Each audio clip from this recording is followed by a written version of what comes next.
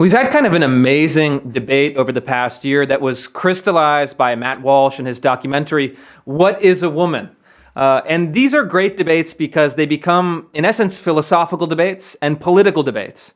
I think everyone knows biologically what a woman is. Everyone has been born.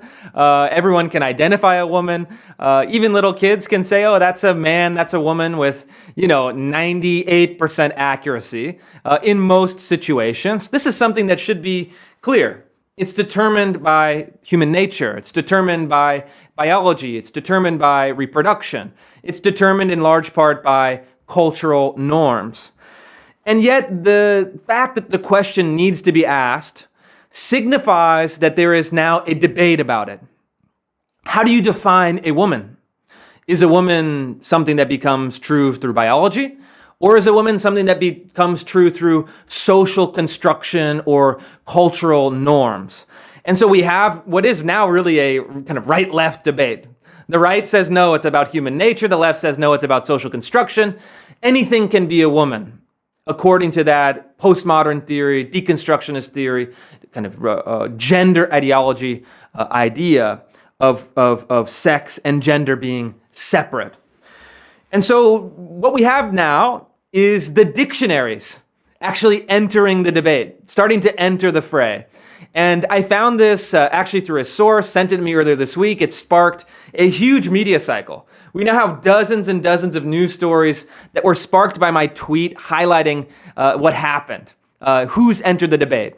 And it's Cambridge Dictionary. So the kind of ugly step brother of the Oxford Dictionary, something that's more reputable.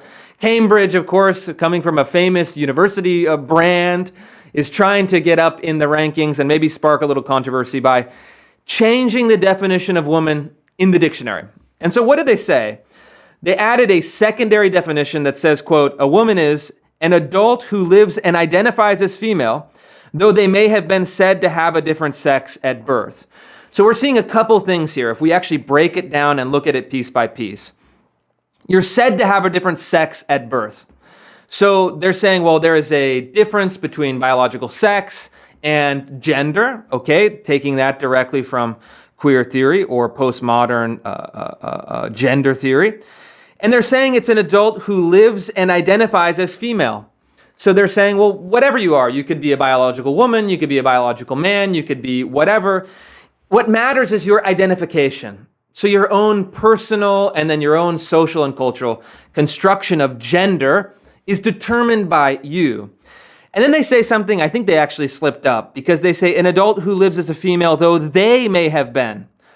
So they're using the non-binary pronoun, because I think what's happening maybe subconsciously, the human being, the person who's writing the dictionary, I have a suspicion that it is a female under 40 that is writing this new definition very gleefully and very happily to distort reality according to the ideology, is an adult who identifies as female, though they may have been. No, it should be though she may have been. But I think this betrays a subconscious or maybe a subtle lack of confidence. The writer of this new definition knows that he or she, most likely she, cannot say an adult who lives and identifies as female, though she may have been. They have to use the non-binary or the gender-neutral pronoun they. I think that is maybe a revelation. It's kind of a Freudian slip, that they know something is not quite right at Cambridge Dictionary. And the examples are even better. The examples really reveal the lie. The examples reveal the absurdity of this. Again, Cambridge Dictionary, quote, an example of using woman in a sentence. She was the first trans woman elected to a national office. And then, quote, Mary is a woman who was assigned male at birth. Again, saying, this man is a woman. And in another way, this man is a woman. So a trans woman a man is a trans woman, and Mary is a woman who was assigned male at birth. These are the two examples. So they're saying, well, actually, in this definition of woman, it's mostly or it's exclusively men. Again, very absurd. I think most people can see the absurdity in that. But the political goal is to try to shift the definitions to match the ideology. And so the dictionary becomes a weapon, or maybe it was always a weapon, in the culture war, in how people see reality, in how people define words, and it can be constantly updated to match the progression of ideological succession or ideological capture within the institutions, of which the dictionary is a combatant. It's actually, I think, an important combatant because it represents symbolically where the language has gone politically. And so ultimately we have the Cambridge Dictionary saying that men are women. They're saying it through definition, through example, through kind of lack of self-confidence in the pronoun usage, but it's still there.